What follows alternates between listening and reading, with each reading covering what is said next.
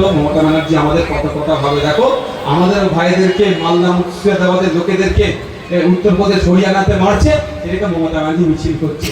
যদি মমতা ব্যানার্জি সত্যি মিছিল করার দরকার ছিল কলকাতায় নয়, দিল্লির রাজপথে গিয়ে পার্লামেন্টের সামনে গিয়ে ঘন্টায় বসার দরকার ছিল।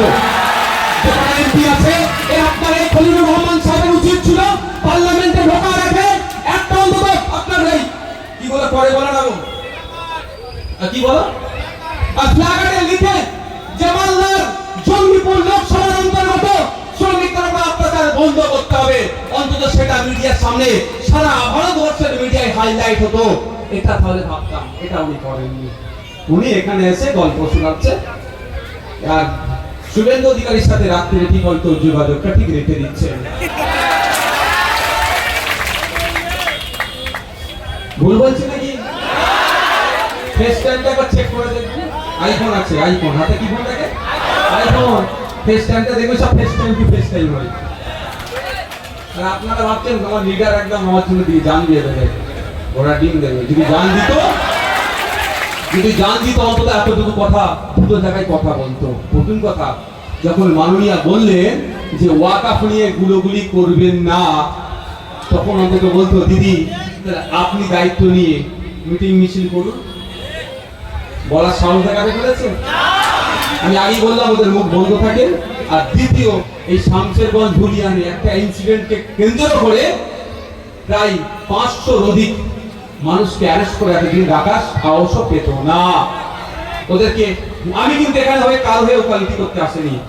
যারা দোষী চার্জশিট লাগাও, তাদের শাস্তির ব্যবস্থা করো। যারা দোষী এই চন্দন দাস হরিগোবিন্দ দাসকে যারা খুন করেছে, তাদের যাবজ্জীবন ফাঁসির ব্যবস্থা করো। কি আমরা সহমত নাকি ভাই? হাত তুলুন তো। চন্দন দাস হরিগোবিন্দ দাসকে খুন করেছে, তাদের বিরুদ্ধে আমাদের লড়াই চলবে তো নাকি? কেন এরা মানুষকে খুন করবে? চার্জশিট লাগাও, তাদেরকে ফাঁসিতে ঝুলিয়ে দাও দরকার নাই। কিন্তু সেটাকে কেন্দ্র করে কোন নিরীহ মুসলিমকে আটকে রেখেছে, এদেরকে জামিন দিতে হবে, এইটুকু বলার স্বাধীনতা আপনার এমপি এমএলএ আছে তো? আছে? আমি চ্যালেঞ্জ করে যাচ্ছি, আজকের পরে হয়তো এমপি এমএলএ কিছু বক্তব্য দিতে পারে। মিডিয়ার বন্ধুদের বলবো এই কোশ্চেনটা করবেন যে 500 অধিক মানুষকে ধরেছে, সবাই দোষী না, মধ্যে অধিকাংশ নির্দোষ। চ্যালেঞ্জ করে বলছি, ওদের এখন ক্ষমতা নয়, এই ক্ষমতাটা নেই যে যাদেরকে অ্যারেস্ট করেছে তাদের মধ্যে সিংহভাগ নির্দোষ, এটা বলার ওদেরকে স্বাধীনতাটুকু দেয়নি। জিজ্ঞাসা করবেন মিডিয়ার বন্ধুরা কি বলছি, বুঝতে পারছেন না? আজকে আমি যাওয়ার পরে অনেক গল্প শোনাবে, এও বিজেপি সহযোগিতা করতে এসছে, অনেক গল্প শোনাবে। মিডিয়ার বন্ধুদের বললে এতটুকু জিজ্ঞাসা করো যে 500 অধিক যে মুসলিম মানুষকে ধরে রেখেছো ওই ইনসিডেন্টকে কেন্দ্র করে, সবাই কি দোষী? আমরা তো জানি সবাই দোষী নয়। তাই এমএলএ স্যার বা এমপি স্যারের এত ক্ষমতা নয় যে এতটুকু বলার না ওর মধ্যে সবাই দোষী নয়। আমি চ্যালেঞ্জ করে বলছি এই কথা বলতে ওরা পারবে না। কারণ কি বলুন তো, ওদের মুখে সেলাই করে রেখে দিয়েছে মমতা ব্যানার্জি। তো আমি মিনিস্ট্রি দিয়ে লাভ কি হবে? মুখে সেলাই করা থাকে। তা বন্ধুগণ, লড়াইটা কোন জায়গায় বুঝতে হবে। লড়াইটা ন্যায়কে প্রতিষ্ঠা করার লড়াই, হক কথা বলার লড়াই, সত্য কথা বলার লড়াই। এই সত্য কথা বলার জন্য আগামীতে আপনাদেরকে আমরা চাইবো আপনারা আমাদের পাশে থাকুন। এই শামশেরগঞ্জ থেকে এমন নির্ভীক সত্যবাদী লোককে জিতিয়ে পশ্চিম বাংলার আইনসভাকে আপনারা পাঠাবেন, যে পশ্চিম বাংলার আইনসভাতে গিয়ে বারবার গঙ্গা ভবন দিয়ে সোচ্চার হবে, মুখ্যমন্ত্রী ভাবতে হবে গঙ্গা ভবন রোধের জন্য। আমি অবাক হয়ে যাচ্ছি, মিসকিন নগরে কবরস্থান চলে যাচ্ছে গঙ্গার গর্ভে, শ্মশান চলে যাচ্ছে গঙ্গার গর্ভে, স্কুল চলে যাচ্ছে গঙ্গার গর্ভে, মসজিদ চলে যাচ্ছে গঙ্গা গর্ভে, কোনো হেলদোল নাই। আর হাজার হাজার কোটি টাকা খরচ করে কি করছে? মৎস্য করছে, খেলা করছে। আর এইখানকার মানুষদের ধ্বংস হয়ে যাচ্ছে, প্যাকেটটা প্রজন্ম শেষ হয়ে যাচ্ছে, কোনো ব্যবস্থা করছে না। আপনাদের মধ্যে একটা ভুল বুঝানো আছে। আমি কিছু মানুষের সাথে কথা বলেছিলাম, আমি কি বলছি জানেন? এই গঙ্গা ভাঙন নাকি রোধ করা যাবে না, ওই জন্য সাধারণ মানুষ ভাই এর মতো লাশ বানিয়ে পাঠিয়ে দিচ্ছে। আচ্ছা, মার খাচ্ছে কি সুজিত বোস এসেছিল না কদিন আগে আপনাদের এখানে? সুজিত বোসের ছেলে মেয়েকেও মার খাচ্ছে বাইরে গিয়ে। মার খাচ্ছে কে?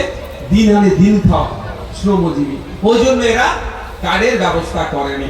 সাথে সাথে আমি বলেছিলাম প্রতিটা রাজ্যে একটা করে অফিসার রাখা হোক, যে অফিসারের নাম্বার ওই রাজ্যে যে সমস্ত বাঙালি শ্রমিকরা গেছে তাদের কাছে থাকবে। যদি কোনো সময় পুলিশে বা কোনো সমস্যার সম্মুখীন হয়, সাথে সাথে অফিসারকে ফোন করবে, অফিসার লোকাল থানায় পৌঁছে গিয়ে সেটা সমাধান করবে। এবার বলুন, তামিলনাড়ুতে আপনাকে বাংলাদেশি বলে ধরেছে, আপনি তামিলনাড়ুর লোকাল ল্যাঙ্গুয়েজ কি তেলেগু নাকি না তামিল? তামিল ভাষায় কথা বলতে পারবেন? কন্নড় ভাষায় আপনি কথা বলতে পারবেন? হরিয়ানার ভাষাতে আপনি কথা বলতে পারবেন?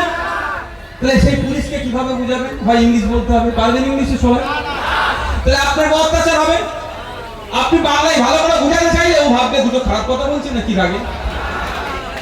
এমনি বাংলা ভাষাকে দুনিয়া থেকে ডিলিট করে দিয়ে বাংলাদেশি ভাষা বানিয়ে দিয়েছে বড় বড় বিজেপিরা, এই শুভেন্দু অধিকারীরা। বর্বরদের দল জ্যোতিবাবু বলেছিল যে ওরা বর্বরদের দল, অর্থাৎ বিজেপিকে। বাংলা ভাষা নেই, এখন বাংলাদেশি ভাষা হয়ে গেছে। তাহলে যদি বাংলা ভাষায় কথা বলেন আটকাবে তো, ডিস্টার্ব হবে তো। সমাধানটা কিভাবে হবে? সমাধানের জন্য আমি বলেছিলাম ওই রাজ্যে, ধরুন আপনারা মহারাষ্ট্রে আছেন, মহারাষ্ট্রে একটা অফিসার থাকবে, তার নাম্বার আপনাদের কাছে থাকবে। আপনি সমস্যায় পড়েছেন, মহারাষ্ট্রের অফিসারের সাথে কথা বলবেন, অফিসার থানাতে গিয়ে কথা বলবে। তাই যখন পশ্চিমবাংলা সরকারের একটা অফিসার থানাতে গিয়ে কথা বলবে, আপনি বুকে সাহস পাবেন না যে আমার অসুবিধা হলে আমি কাউকে করবো? কিন্তু এটা সরকার করেনি। এর জন্য আমাদের লড়াইটা কোন জায়গায় বুঝতে হবে। ক্ষমতায় আসতে হবে, এমএলএ হতে হবে, এমপি হতে হবে, মিনিস্টার হতে হবে, সেটা নয়। লড়াইটা আমাদের জনগণের অধিকার বুঝিয়ে দিতে হবে। যেখানে সংবিধান বলছে রাইট ফ্রিডম অফ মুভমেন্ট, আমার অধিকার আছে ভ্রমণের, রেস্ট্রিক্টেড এরিয়া ছাড়া ভারতবর্ষের যে কোনো প্রান্তের মানুষ যে কোনো প্রান্তে গিয়ে ব্যবসা বাণিজ্য চলাফেরা করার পূর্ণ স্বাধীনতা আছে। তাহলে সেখানে সংবিধানের এক শিরোলে বলা আছে যে 22টা ভাষার কথা উল্লেখ আছে, বাংলা সেখানে যখন লাল করছে, তাহলে বাংলা ভাষায় কথা বলার জন্য কেন আক্রমণ হচ্ছে? এর জবাব তো পশ্চিমবাংলা সরকারকে নিয়ে দরকার। ওই সরকার আমরা বিরোধী, আমরা যে কাজটা করছি পশ্চিমবাংলা সরকারও কাজটা করছে। ভাই আমার ক্ষমতা আছে, আমি উড়িষ্যা সরকারকে গিয়ে বলবো তুমি জবাব দাও। আমি উড়িষ্যার যেখানে যেটা এখানে এই বাচ্চাটাকে নামাও উপর থেকে,